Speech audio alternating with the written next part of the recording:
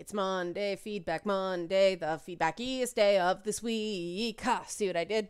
Yeah, hi guys. I'm still a little lightheaded and dizzy, and lightheaded and dizzy are the same thing. Oh, this is off to a fine freaking start. Um, I'm still recovering, but I had to get something out, both because I just feel really bad leaving it this long, since I need to go dark again to finish up Lady Bits episode 6, but then shit broke loose on the weekend. So I wanted to address that. But as you can see, I'm still not 100%, so for God's sakes, have mercy on me. I admit I'm really pissed off that some people ignored the fact that I said I'm sick, I am sick, give me a break, and some people decided not to. This is probably a good point to plug the Patreon. Help support this channel, become a monthly patron, patreon.com, Leanna K. The very fact that I am pushing myself to do stuff well ill is because I still don't get enough monthly support to be able to take more than a couple days here and there. If I don't produce content, I can't continue to grow my channel, and it would help so much if you like this content. Please just drop a couple bucks, $1 or $2 a month. It means that I can have something resembling more like sanity instead of this insane schedule that I keep pushing myself on, because if I don't work, no income comes in. Greatly appreciate it. Thanks. And I did promise that I was going to still do Feedback Friday. I just don't like missing it because I understand it's important that people feel heard. And there were only 2 videos last week because I got sick. And the first one was on video games and the whole thing that I said for last Friday that I talked about on Monday, the idea of glorifying violence and glorifying service. I suggest you read the first 10 or so comments, because there's members of the military sharing their stories. And I think it's important that we hear these stories, because you can't say, I respect the troops, and then not actually show any actual respect to actual troops. I think the actual idea of respect is becoming a ephemeral, lost concept, and that's making me really, really, really sad. Because I think that voluntary militaries are the best militaries, and by the time I came of legal age, I was not medically fit to serve in the military. Which is disappointing and makes you kind of depressed that, oh God, I'm not physically sound enough to get shot at. Great. And I know there's some people who take deferments and they're just fine during a draft, but I don't know. It was disappointing to me for some reason. I was a weird kid, weird adult. I greatly respect people who could do other things and choose to do this. So I try to help cultivate that respect anytime I can. I also thought it was interesting that people said that there were certain games that they played that they found the violence disturbing, and they actually thought that was a good thing. I messed up. I mixed up Sniper Elite with Medal of Honor. Somebody corrected me. I thought that sounded wrong when I said it. But yeah, too many shooters mixed up in my brain. So just want to acknowledge, and I said in the comments, I was really okay, too many shooters. Contrary to popular belief, I do admit mistakes when I see I make them. People who keep saying that about me, suck it. It's just not true. But yeah, people who said, Soldier of Fortune, they found it disturbing because when when the enemies are dying, they moan and they move, and it actually is like, what did I do? And it's true. I like when games go there, because it makes me think more about the mass casualties. I appreciate that as well. I have to be in a mood for it. The other games somebody brought up, and I've talked about this before, that I have to be in the mood for it, are the Metal Gear games. They do have an element that is disturbing, and I think it's really good. Like survival horror games, I just, like any game, I have to be in the mood for it. It's if I want a deeper experience, I'm not going to play something brainless, and if I can't really handle really disturbing stuff, then I'm going to play something more fluffy and mindless. I can't put down Mario and Rabbids lately. I'm buying DLC on the Switch, and no one is more surprised than me. But between Breath of the Wild and the Rabbids game, I actually bought the DLC pack for the Rabbids game. It's just right where I'm at right now. I haven't been able to exercise, so I haven't been playing my Xboxer-size games, even when it's PlayStation. The Rabbid games are making me laugh because the blah, blah, blah, blah, blah, blah, blah. And that's what I need right now. I just need something that's going to make me laugh every time Rabbid Luigi does his wow, or Rabbid Peach does her selfie thing, or Rabbid Yoshi just like looks like this psycho little caffeinated monster. I just laugh, and it makes me happy. And that's what I need right now, because it's good. Different games for different times. One person said they liked the distinction with PTS not being a disorder, because their idea is that if it's a sickness, you can get medication for it and it'll be fixed. Whereas PTS is one of those things you have to, as other people have described it, and I agree, you have to make it a part of you. I found that fighting it made it worse. You have to go through it, and because it's your brain being hyperactive and going, don't do that again, stupid, like that really sucked, can we not do that again? But this commenter said, I'll read it. I like the distinction with PTS not being a disorder. I think many disorders are more cognitive, or at least could be treated in a way that isn't assuming one can be fixed by just medication and goodwill. Carl Jung had the idea of a shadow, which is a representation of the horrible aspects of human nature, and that one needs to be able to integrate that into your personality. That being said, there's a very real danger of having an encounter with your shadow before you can integrate that malevolent human nature, which can lead to things like PTS. What's been your experience with the cognitive side of helping people understand their trauma and how it's impacted the way you experience the world? PTSD is not a completely cognitive thing. It's trauma. And the tricky thing is that trauma, which is a faster reaction. It's like instinct, emotion, cognitive. And the reason I separate instinct and emotion, because there's an element of, you can control your reactions to things by controlling your thought processes on things. But trauma happens so fast because it's the body's fight or flight response, right? You might be able to stop showing that you're reliving a traumatic event, but you can't actually stop it. And the harder you try to stop it, the more you run from it, the more it actually starts affecting your life. Avoidance is a big symptom of PTSD. It's one type. There's like different kind of pillars of symptoms of PTSD. Avoidant behavior is a big thing. And the avoidance aspect is one of the more self-destructive elements of it, because that's where the problem drinking and the self-medicating and the not going out with friends and all that stuff, that's where your life starts falling apart because of you're stuck.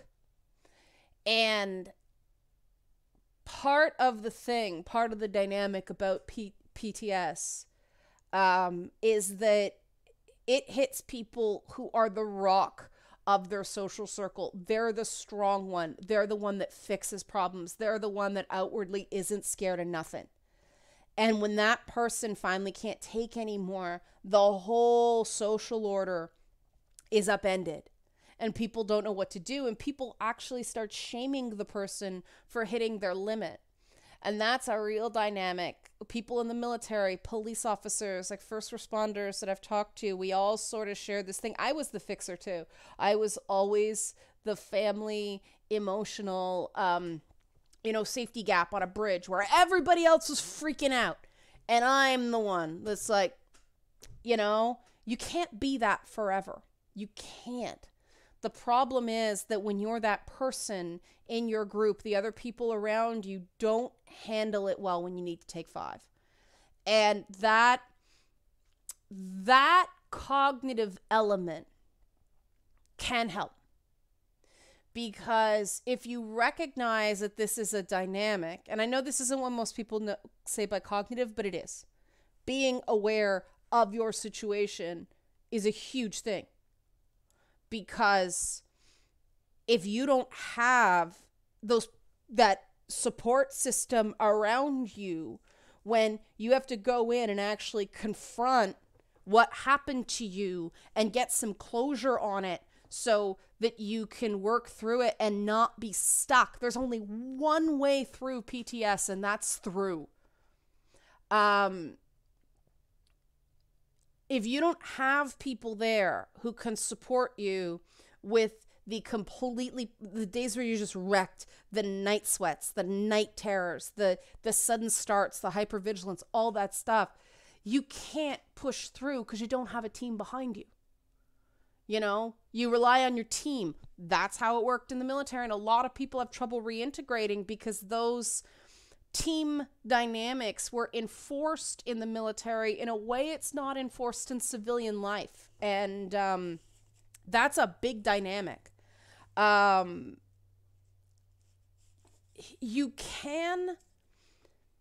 It's interesting because the therapy I found worked is a combination of not cognitive behavioral, because it's not that. Like cognitive behavioral is a different thing. Some people find CBT helps for them. I found exposure therapy worked a lot better. The cognitive element was finding more productive ways of responding when I got overwhelmed. But that exposure element was essential, because with just cognitive, you're just hiding that you're still symptomatic, right? Only through, and it's not, I don't think it's the idea of the shadow, but we can talk about this another time. I love doing stuff on PTS because so few people are really, how do I put this? You hear doctors talking about it. It's like, whatever. And then you hear the real, on certain days, like, support the troops and all that stuff. You see the TV shows about PTS, but there's very few people who have actually gone through it and gotten their lives back talking about what actually worked instead of just the day-to-day realities of coping with being in a frame of life that can be considered disordered. And I don't like the whole disordered thing, because I don't find people with PTS are out of touch with reality at all. It's real. That thing that happened to them was legitimately bad. And I think attaching disorder onto it makes them feel like they're ill or weak, and that helps keep them stuck. So, I can talk about this later once Lady Bits episode 6 is done, but I want to move on to the next video because this one's going to be a lot quicker because it was just my rant, and I only expect so much from a rant. It's a rant. It's just me going off. But I do think it's interesting that my video rants are much better received, I think, because there's tone of voice and there's facial expressions, and people see me go raw and then I laugh. Those are all things that can't be done in text. And that's going to be relevant with the last thing I touch on here. But most people just agreed the article was dumb, and I don't think any thinking person can really dispute that. But one person left a really interesting comment. some people did, one person, sorry, two comments. One person did say that there is an issue with some people, and I see this thing that some people think they can take liberties with other people, and then their identity is too wrapped up in being good at something. Like the example where they said to me, you being good at Cuphead doesn't make you behave better or worse to other people, and removing your A+ level grade wouldn't change your behavior. If I said, hey, there's actually an SSS rank in Cuphead, that's a super Japanese thing, you wouldn't suddenly become a rancid bitch because your A+ rank is suddenly less valuable. People with bad social skills and bad attitudes, sore losers and sour winners, will have those attitudes regardless of medium. And it's true. And that's basically going, yeah, that phenomenon the person identified that they claimed was all about meritocracy and that causes toxicity. No, it wasn't about that. It's just certain people are assholes. And yeah, point taken. Another person said, and this was really interesting. I love this structural stuff. So thank you. The commenters goes by Ol Gurko. Said people bitch in MOBAs because other players directly affect their play. It's an inherently toxic system where the game will put you in the team with random people whose skill you can't affect, but they can affect yours. It's basically random roll on your teammate's skill. But you're stuck with your rolls for 20 to 90 minutes. Interesting point. Structurally with games. People don't treat other people who are bad like crap in a vacuum. Only if they're forced to play with them on a team. Still, it's not something I excuse. It's not a good thing to lash out on other people just because they didn't play well, but every team-based game with random people will be frustrating. And that's an excellent point. I do find myself being more interested in multiplayer settings where people who are less good are able to do things that help the team that they can do even with a small amount of skill. And the example I use, and almost nobody played this, it's too bad it didn't sell very well, was the God of War multiplayer, where even when I didn't know what I was doing, I could go around and you get points by collecting certain objects. So I could play God of War well enough to evade other people's attacks. I just wasn't good enough to take out the absolute best players. But I could gain points by collecting objects around the map. And you get points for one member of your team being in a certain area. The longer you're there, the more points you get. So as long as I was good enough to defend myself, I could do that, and I could be of use to the team. Other games that I've tried to play don't have that sort of mechanics, and I just didn't feel like I was doing anything, because even though I was moderately good at the game, I wasn't anywhere good enough to actually feel like I was doing something. And that's an ongoing problem with a lot of these multiplayer games. Unless you're really, really good, you're not having much of an experience. You're just sort of target practice for the really good players. The whole idea is get good, and that's fine for people who want to do it. I don't have that sort of time. It's a good point to say that frustrating good players by sticking them on a team with not so good players isn't necessarily the way to solve the problem. I think every game should have an ability to play with just your friends. And there should be, like, every man for himself, like, I forget what they're called. See, what is it? It's not team deathmatch. It's, the opposite to team deathmatch, where everybody's just running around. It's every man for himself. Those game modes should exist for people who care about their ranking and care about being really good. And when a game's not set up to do that, I can understand people really being really frustrated. Now people will say, well, go out and find a game that's more to your liking. Fair point. I just thought it was an interesting perspective, and so I wanted to share it. That's The whole point of these feedback sessions is to let you guys feel like I am reading it. Your comments actually do matter. And I point out when someone makes a really good point that I didn't think of. So, you know, hats off. Now, something happened over the weekend, and this really...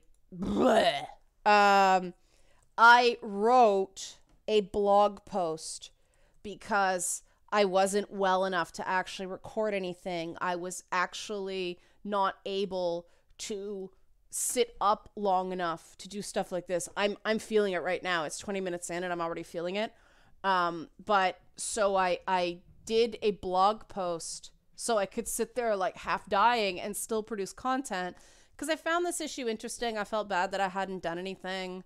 I wanted to continue to produce content because I do feel like I have a responsibility to be at least semi-regular. But it got a very bad reaction. And I admit I still don't understand it because people couldn't stop calling me a psychopath and the R word and telling me I didn't believe in free speech to actually tell me what point of my thinking they disagreed with, other than one tweet that I just ended up deleting because I tried to explain to them where I was coming from. They're like, no, you didn't. You actually did that. When someone starts telling me what's in my head as if they could know better than me, and when 100 people do the same thing, and it was like 99 plus every hour. I'd go away for 20 damn minutes, come back, 99 plus mentions. That is not worth having the conversation. And I deleted the tweet saying I'm doing this because people are twisting my words. And then they use that as proof that I was trying to hide something or I wouldn't stand by what I said. Yeah, I'm not standing by what I say. Why? Because it's not worth it. You're not willing to have a conversation. What am I talking about? You would think that I was preaching hate against some group. No, I was talking about a situation where a guy made a video where he trained his pug to do the Nazi salute. Yup, this is what I was burned at the stake for. My opinions on that issue. If you feel like this is ridiculous, and some people feel very strongly about this, and I'm not trying to undermine their feelings. I just would like, there's multiple valid points of view on this, and I would like them all to have a moment to be heard, and I don't feel like that's happening here, and that's what's got me so pissed off, is all these people yelling, free speech, free speech, free speech, and all these people yelling, dignity, dignity, dignity. They're not listening to the other side. They're not listening. They're screaming and screaming and screaming and screaming and not having a discussion. And I decided to explore that issue here. It's my website does not look very good. I know that. People keep charging me ridiculous amounts of money to avoid actually doing work because they want me to do all these things that are going to cost more money. Like, oh, you need to get new pictures. Because, anyway, different topic. But, you see, my fever-induced thoughts on the Count Dankula ruling. Warning, I am currently fighting the flu, which is why I'm posting here instead of making a video. I'm pretty sure some of the stuff that follows is stuff I'd edit out if I was less ill. You would think that any thinking person would not lose it based on that alone. But no! The people that go on to argue that context matters in the thing they're so mad about ignored that context with me. I'm hesitating here to let the hypocrisy sink in. That these are people screaming, screaming, screaming about context, and they don't accept context when they decide to pile on another person. You have to be consistent for anyone thinking to really take you seriously. That's basic. But what basically happened here for people who don't know, and if you don't know, bless you, I wish I didn't anymore.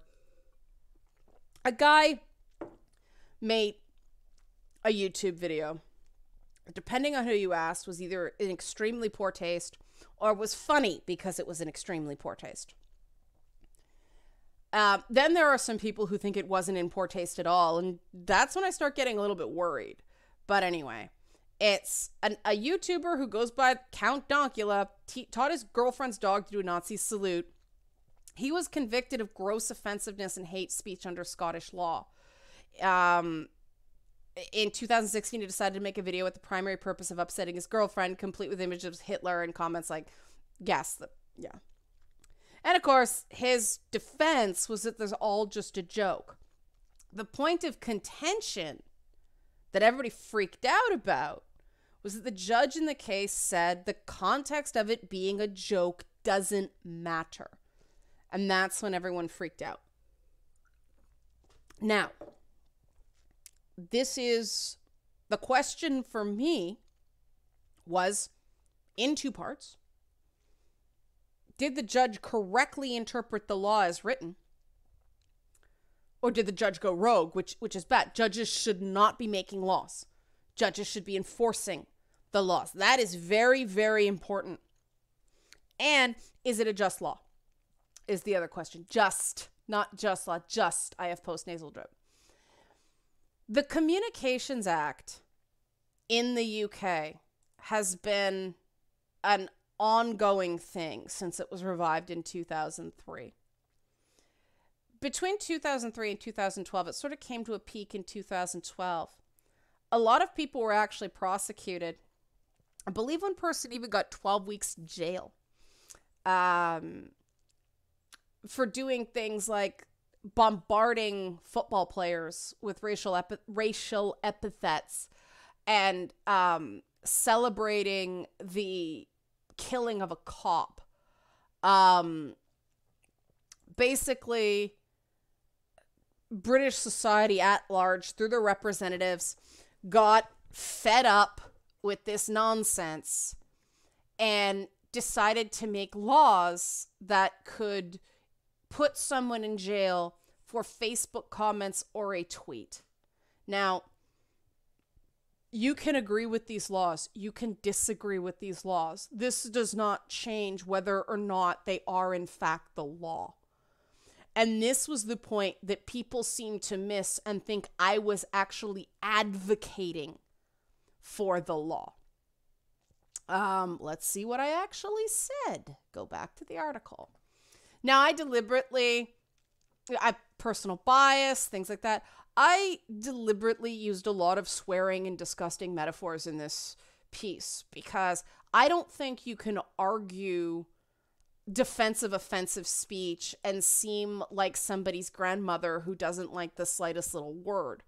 I chose to take an offensive tone because what I was actually advocating for was a defensive offensiveness. Now, some people who claim to be very pro-free speech didn't get that. I know, weird. So I said right off the bat, I think this guy, Count Dankula Online, this guy Marcus Meechan, is a complete asshole. Like, let's just state it for the record, because the whole point is not whether he's an asshole. The point is it criminal to be an asshole?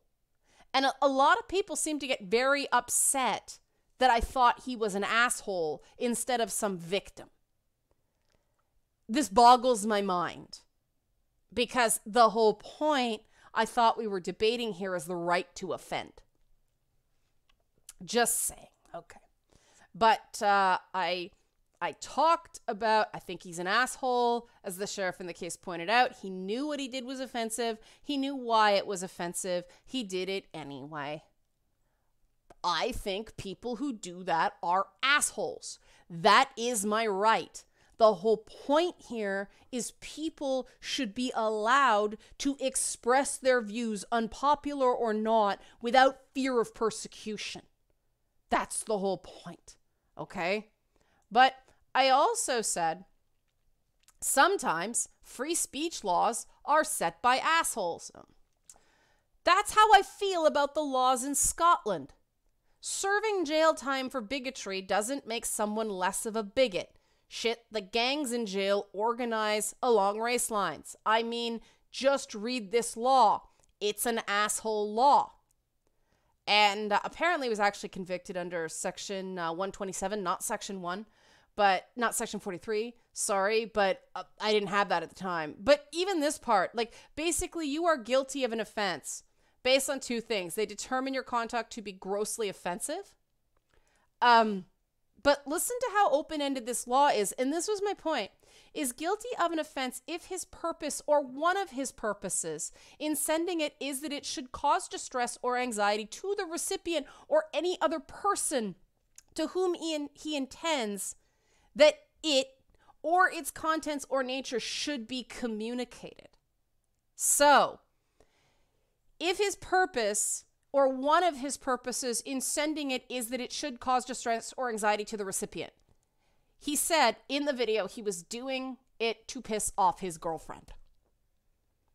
So, the other part that's important is a letter, electronic communication of any description. So there are two things that are required in these laws.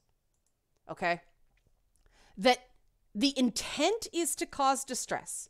If the purpose is to cause distress, which in the video itself said it was, he was trying to upset her by making her cute dog into the least cute thing he could possibly think of. And he uses an electronic communication to do so. Those are the only two things that are required for this law. The law does not say that humor is a defense. That's what the judge was saying. Everyone freaked out about it. It is an asshole law. And it is fair to debate whether or not it should be changed. Now, as I said, he's in contravention of this law. But then I repeat, Meechin is an asshole, and this is an asshole law, and therefore the judge is correct. And then I go on to say, apparently the law would have protected the speech of actual anti-Semites. It's true. There's a neo-Nazi rally going on in Hamilton today. Because even people with offensive views have the right to free speech. They do not have the right to YouTube. They have the right to use public space to voice their views as long as they are nonviolent and have the correct permits. That's how free speech works. And I advocate for that. I think the best response to bad speech is more speech. I do. I think people should also have the right to be able to avoid this stuff, which is why you can't do it on private property. If somebody asks you to leave, you have to leave. And we have to keep in mind that Facebook, Twitter, YouTube, these are all essentially online private property. But there has been an ongoing debate about these laws in the UK. It's been going on for a while, to the point that in 2012, you see, Flash. Yeah, I hate Flash. But in 2012, they actually clarified, after the spate of people were convicted for sending mean tweets to athletes. The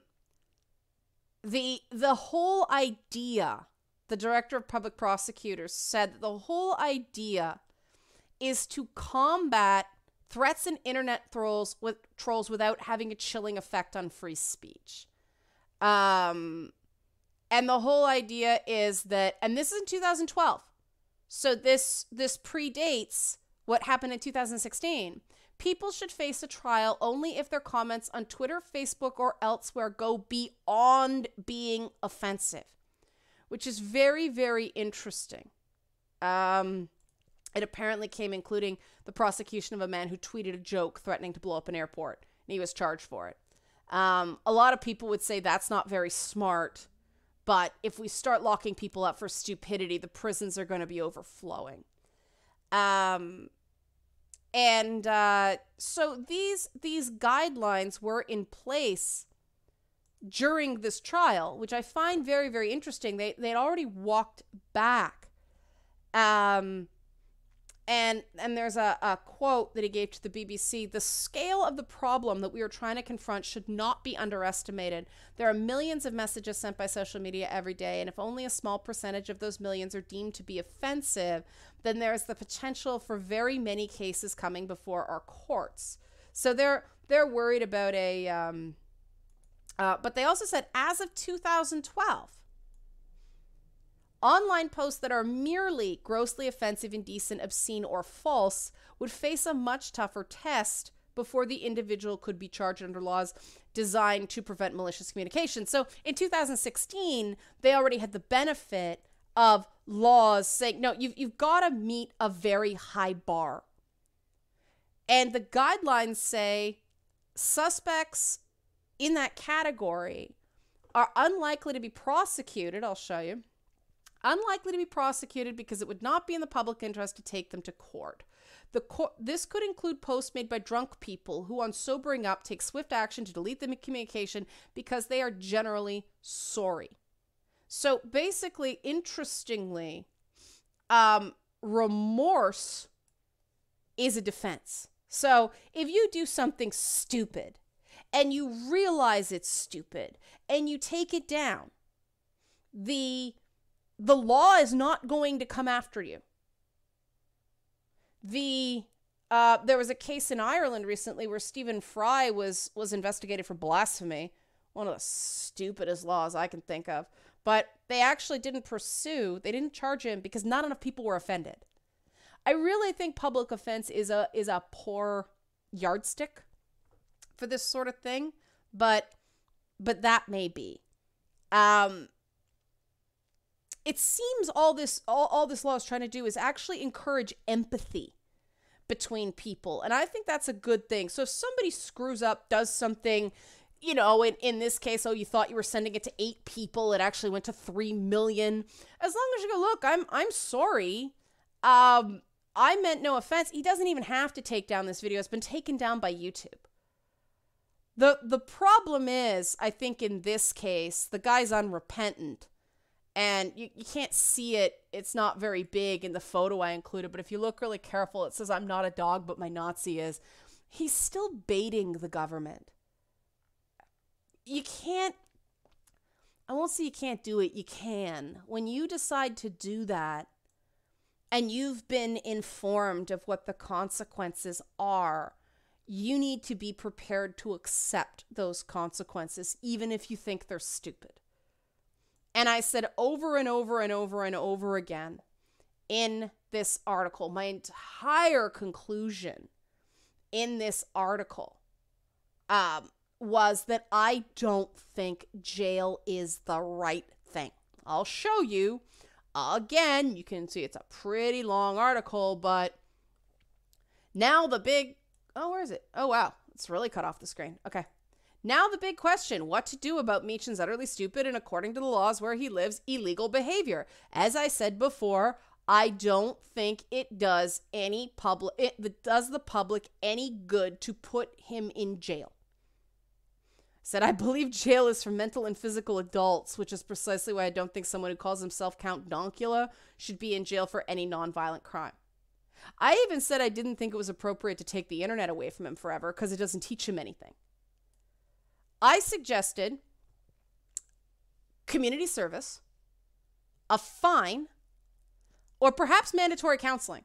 Because seriously, when you're baiting the government, if all you have to do is say sorry to avoid going to jail, and then you don't say sorry, and then you start playing the victim because you're going to be put in jail, that isn't a sign to me that a person is really completely aware of what's going on. It's not saying I believe in free speech, so I am willing to be a martyr for this cause, go and serve my time, and then I'm going to go out and I'm going to do it again, and they can put me in jail again because this is garbage. If you want to devote your life to fighting this law through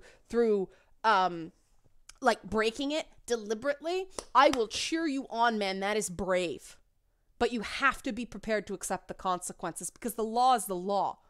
I mean, we have very strict kiddie porn laws in Canada. We have some of the strictest kiddie porn laws in the world in Canada, which means if somebody sends me something, and I'm not going to describe it because I know what people do. They send shit. But if somebody sends something, the government seizes my computer for some reason and finds that file on my computer, even if I didn't know it was there. The onus is on me to prove I did not know it was there. It's reverse onus. The state doesn't have to prove I knew it was there. All they have to do is prove it was there. It was in my possession. So if somebody sent me, say, an email attachment, my email program downloaded it, or I accidentally, it ended up on my computer somehow, I would have to prove I had no idea it was there. I'd have to prove I never viewed the file. It's that steep. A guy was prosecuted years ago for doing paintings that depicted sexual abuse by clergy. And he was charged under Canada's child pornography laws. He did paintings to show the horrors of child abuse. It didn't show anything. It was a child's feet. It was 2 pairs of feet under the curtain of a confessional. And our government decided that was child pornography. It became a big thing. But every law here, every country has laws that are stupid. The U.S., I've had Americans screaming at me about the glory of American free speech protections, but in that country, books are still being censored. Kids in public school can't read To Kill a Mockingbird or Huckleberry Finn. And textbooks are being edited to call slavery migration. How do we have true free speech if we do not have access? Okay, and this was what I said. This was what I said, and this is why I am struck and angry. I am offended here. I am. By the people that claim I am against free speech because of these 2 paragraphs here. Okay? Returning to seriousness, we are at very real risk of completely losing sight of what free speech protections are designed to do.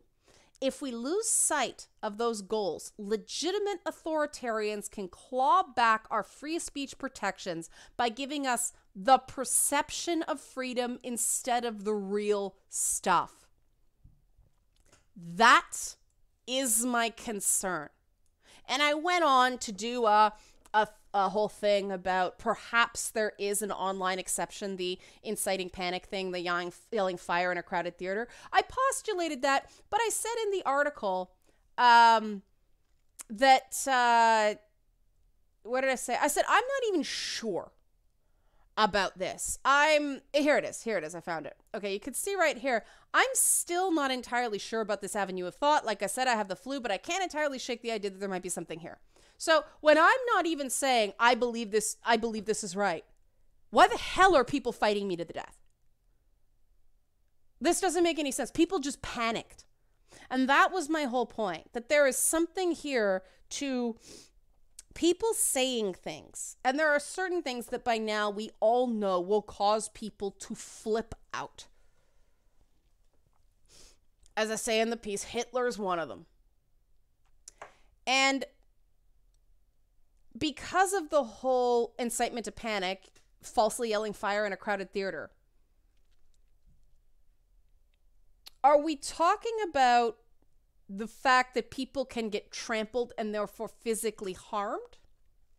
Is that the true nature of that free speech exception? Or is it because you're unduly frightening people? That's the way I see it referenced a lot of the time, quite frankly. The way I was taught is you can't falsely frighten or cause someone to panic. That happens all the time online. And people are getting so panicked that we can't have a discussion because people keep creating online stampedes. And if free speech, as I said in the piece, is about an open marketplace of ideas, let the best idea win. And free speech is about the protection of minority opinion, which I believe it absolutely is. We cannot have those protections enshrined in an environment of online stampedes. It cannot be might is right.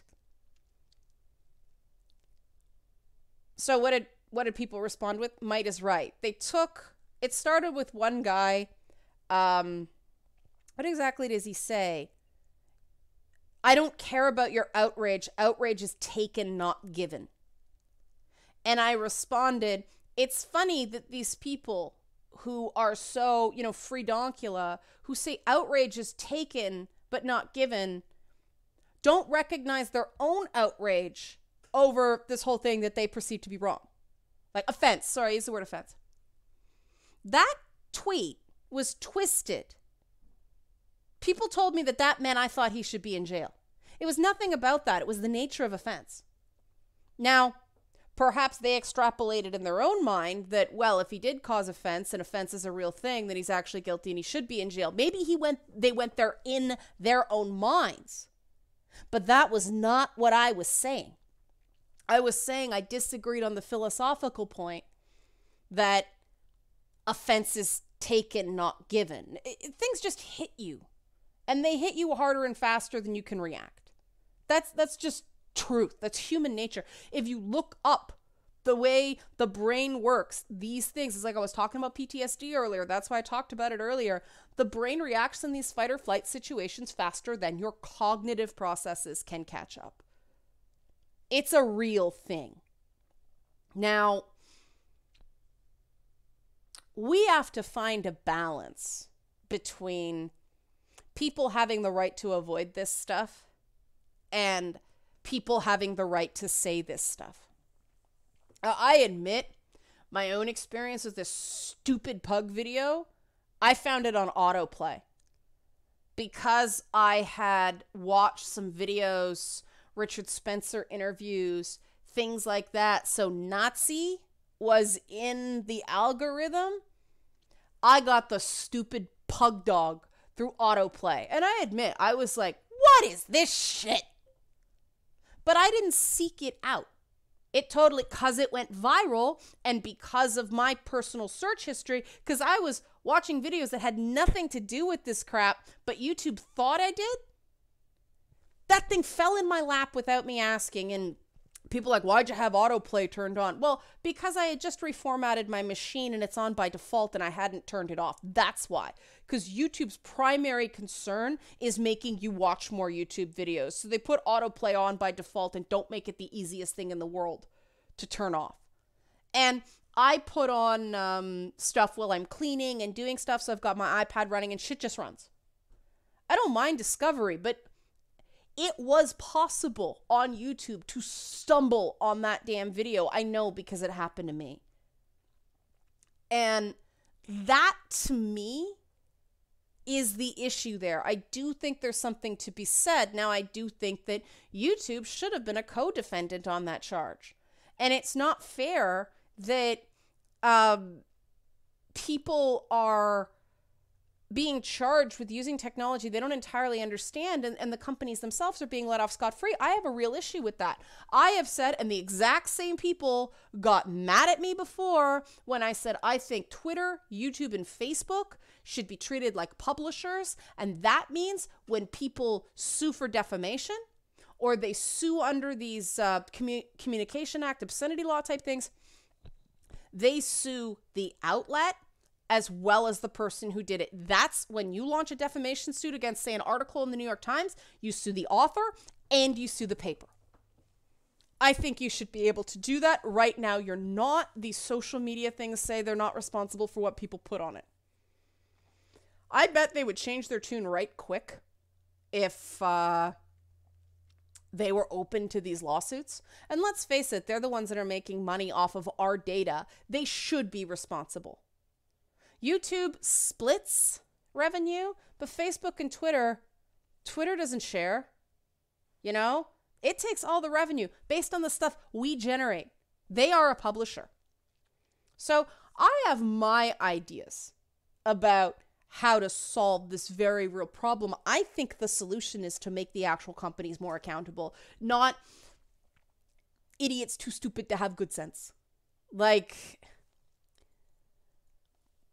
let's put the blame in the correct place here. And people don't like that because, you know, guess what that means? Well, if you're not allowed to shit post because it's going to cost the service money, well, then you won't be allowed to shit post there anymore because it'll shut you down. And I think there should be boards. I was fine with 4chan. I talked about the whole thing about 4chan in the piece. I was fine for it there because it was contained. If people wanted to shit post, you went there, It's just like going to see an offensive comedy routine. There is advanced consent. The minute you enter into that website, you know what you're going to get. And freaking spare me if you feign outrage then. You're on 4chan. I think there are places for that. And then, yeah, if people go over the line, it's a great place for cops to watch. If you're on one of those iffy services and you don't think some sort of police force is watching you, please. But the last thing I want to talk about is, because you guys know well, I guess you don't know, because a bunch of, not you guys, I shouldn't yell at you guys, you're not the ones that doing it, apologies, but people on Twitter who I thought knew me better than they did. One guy who I thought I was cool with said I was a moralist. And I said, dude, I had the flu. Oh, so having the flu makes you sound like a moralist? I said, yeah, maybe, because I'm not choosing my words with the same sort of precision. And instead of going, oh, you're right, sorry, just disappeared. Jerk. And that one pisses me off because he knows better on a better day. He's just caught up in this mass hysteria. And that's precisely it, that these are mass hysteria events. And that's why I talked about the free speech exception about inciting panic. Because unfortunately, there are a few cases, one in particular that came to mind, and I can't talk about it because it's stuff, once a reporter, you sort of have reporter's instincts. So I hear a lot of stuff that is not for public consumption. I don't know if certain things are ever going to be for public consumption, because unless they're read in on the record during a trial, it doesn't become public. Sometimes the judge can seal the record so we never hear. And so it's one of these things where I could get my source in a lot of trouble if I talk about this stuff. But there are cases where people were so panicked by what they saw based on social media that they actually went out and killed people. And the media has a part to play. The social media services has a part to play. And personal accountability is also a very real thing. It's a complex thing. But when you think about the metaphor of fire in a crowded theater, right? That individual has a choice. You can keep your head and proceed calmly towards the exit, or you can panic and trample the kid in front of you. There is an element of personal accountability there, but for whatever reason, that incitement to fear and incitement to panic law exception recognizes that otherwise rational people can become irrational in situations of mass panic. It's something to consider. Because if that's true, then that means that things like YouTube and Facebook and Twitter are theaters. And that means, and this is what I said in the piece, if you do something, not because it is your sincerely held belief, but because you know it's going to get a rise out of people, does that reach the standard of reckless disregard? This is what I was trying to examine. Not for any particular case now, but in the future. It's something we have to confront. And we can't do that if people are freaking out. And the level of freaking out, I admit, has me disturbed. Because it's precisely that I watch otherwise very smart, rational people just lose it way too often, and they're not learning. They're still getting tripped by this stuff and saying stuff like astounding. If it was just randos over the last few days, it would be one thing, but these are people I know and who should know me better, and the stuff that came out of them was just, there's no other way to call it but hysterical. And I know they'll get offended by me calling them hysterical, but I'm sorry, you should have known me better than that. I have an entire body of work that's very publicly available, that is free to find. and you judge me based on one tweet that may have come out wrong, come on, that is not logical. You were caught up by panic. And this is precisely why I feel more and more like there might be something here. I did it as a let's talk about it because I was stupid and thought that because, all the people I have who are people that I talk to in these various social media services, they're relatively like-minded. They can handle a good debate. Wrong. No. Don't take someone out of their safe space. How dare you have a different opinion on a legal matter that person can't do anything about and I can't do anything about. How dare you have an opinion? Oh my God, you're awful. You're the Satan. Yeah, get her. It's dumb. Nobody here has any control unless you're a UK citizen and can write your member of parliament and say you disagree with this law.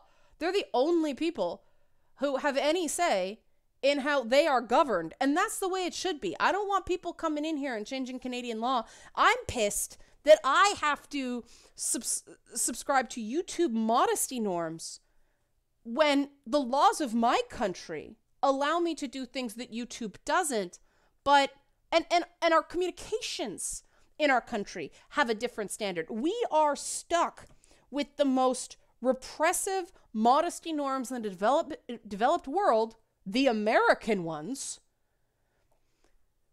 because YouTube's in America. And it's so strange that the country with the strongest free speech rules on paper has the least free communication standards based on mass media. That's interesting to me. And that's what I talk about when I talk about the appearance of free speech versus actual free speech. The difference matters. And if you just want to be sheeple, if you just want to stay asleep, if you just want to scream and yell when a hot take comes across your newsfeed because it makes you feel good, you go ahead and do that. But I would rather understand the fundamentals of these principles so that canny authoritarians armed with weaponized data, that's the era we're living in. We're living in the era of weaponized data. I would rather understand the reasons for these protections so we don't lose them because everyone is chasing their tails and missing the real stuff that's clawing back our ability to express ourselves, hear each other, and communicate with each other, because that keeps the rest of us stronger and the powers that be slightly less powerful. That's the whole point. And I'm going to cough again, so I'm going to stop here. But this actually is it for a while. I need to focus on Lady Bits. I also need to let these hysterics online calm down. I didn't even get into some of the stuff I really wanted to talk about today, which is, a little bit of an empathy exercise. But I think things actually have to cool down before I'm even able to talk about that, because people are just so off the rails. Don't try to run people over with words. It should be simple, but it's not, because too many people get caught in this thing of I'm right, so I have moral license to say these things. No, you don't. You are still accountable for your behavior. And if you act like a jerk enough times, people are going to remember that, and people are not going to listen to you anymore. And that's the consequence you accept when you tear off and start making false accusations and start thought policing people. Because I'm sorry, telling me what's in my mind and what I do and do not believe, as if you are a better arbiter of that than I am, that is thought policing. And that is exactly what people accused me of, well, telling me they understood what I was thinking better than myself. Red is angry. Red is really, really angry.